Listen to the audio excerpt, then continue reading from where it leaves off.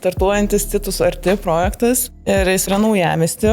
Tai tokioje labai dabar trendiniai, sakyčiau, teritorijoje. Šitam projektui užkodavom tokią kitą gal žinutę, ką ir koduoja netgi projekto pavadinimas. Tai jis toks yra dvilypis. Arti tai reiškia ir, kad arti visko, nes naujamiestis patogus susisiekimas, arti senamiesčio, arti Vingio parko, tai tu esi tokia arti gyvo miesto ritmo ir plus koduoja tą žodį art menas.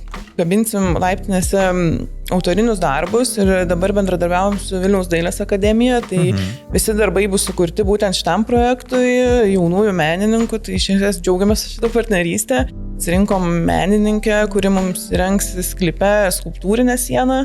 Kieme instaliacijos veidrodžių, ant stogo tokią šviesos instaliaciją planuojam, tai to meno bus tikrai įvairaus ir visokio tipo. Žiūrint pagal lokaciją, čia dar labai svarbus aspektas, kad tiem žmonėm, kas su automobiliu, čia yra aplinkelis prie pat. Lygiai taip pat gali važiuoti daugelį žinio Vilko gatvė į šiaurinę miesto dalį, gali išvažiuoti iš miesto ir taip toliau. Ir lygiai tas susisiekimas, aš dar šiandien ryte atsidariau žemėlapį, galvoju, kad čia pasižiūrėt faktus, tai iki senamiesčio ribos pėstute per Google Maps rodo 20 minučių.